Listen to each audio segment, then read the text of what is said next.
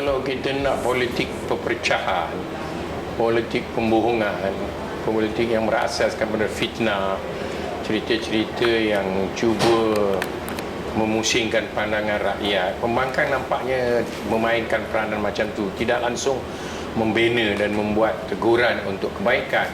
Jadi pada saya ini menunjukkan mereka tak ada modal.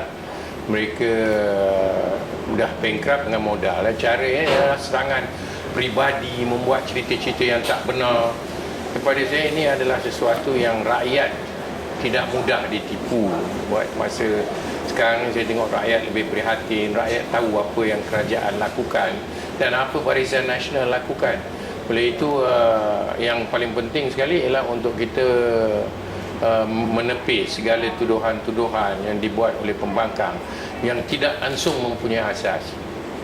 Okey, kita tengok nampaknya pembangkang dia cuba mengalih pandangan. Dia nampak dengan Melayu tak boleh. Dia cuba kepada bukan Melayu. Apa pandangan? Sebab dia mula menghalalkan benda ni, menghalalkan tu selama ni diharamkan bukan Melayu.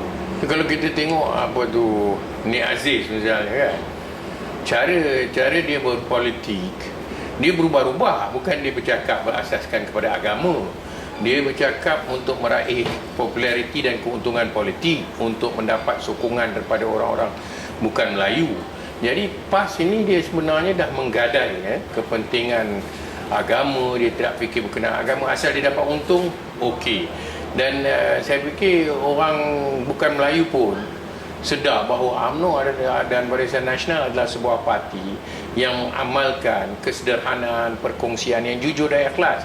Hubungan ni, perkongsian di antara PAS DAP ni adalah satu perkongsian yang tidak berasaskan kepada kejujuran. Dia nak apa dia boleh dapat, dia akan bohong pun dia akan buat bohong, dia buat fatwa dia akan buat fatwa untuk semata-mata kepentingan. Dan kita penting, kalau pada saya lah, orang UMNO tidak boleh menganggap bahawa Nik Aziz ni tokoh agama. Dia sebenarnya tokoh politik yang berjuang semata-mata untuk kepentingan pribadi politik dia, dan dia tidak menguntungkan perjuangan secara keseluruhan.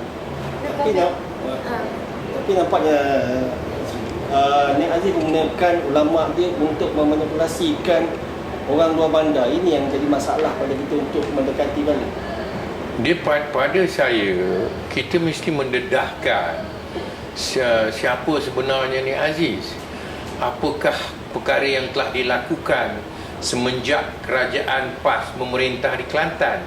Apakah pembangunan agama yang dilakukan oleh kerajaan PAS di Kelantan?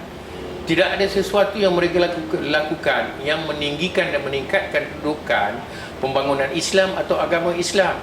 Dan di peringkat dunia pun orang menerima bahawa UMNO ni, Barisan Nasional, dia memperjuangkan kedudukan agama Islam, dan kita tidak mengenai kedudukan agama-agama lain. Tapi kita ada bukti dari segi membangunkan bank Islam, sistem keuangan Islam, itu semua Barisan Nasional punya program. Kita ada universiti Islam, kita punya pembangunan peringkat masjid, meninggikan taraf dan kualiti pendidikan dalam bidang Islam, dan pencapaian orang-orang Islam di dalam negara kita. Jadi banyak yang bukan sahaja diterima di peringkat rantau, tapi diterima di peringkat antarabangsa. Dia tak ada satu apa pun. Dan rakyat akan melihat kepada retorika dia adalah janji-janji kosong ni, tak ada dibuat apa. Dan pada saya akhirnya rakyat akan sedar bahawa dia sebenarnya banyak bercakap bohong. Komen Tan Sri bila PAS cakap UMNO sepatutnya malu bila bercakap pasal Melayu, sebab UMNO yang membuatkan Melayu merempat di Malaysia. Kalau tak ada UMNO, Nik Aziz pun tak ada. Berapa banyak anak-anak orang PAS yang telah menjadi mereka yang mempunyai kelayakan dan mempunyai pendidikan tinggi dengan universiti-universiti yang kita adakan, dengan institusi-institusi pendidikan tinggi yang kita adakan, sekolah-sekolah, beasiswa yang kita beri. Jadi dia bohong lagi, itu dia bohong juga. Jadi dia cakap banyak retorika dan cuba mengawui mata rakyat. Pada saya, kita ada rekod. Bukan kita bercakap semata-mata untuk jadi popular. Kita buat apa yang kita janjikan. Dia tak buat apa yang dia cakap.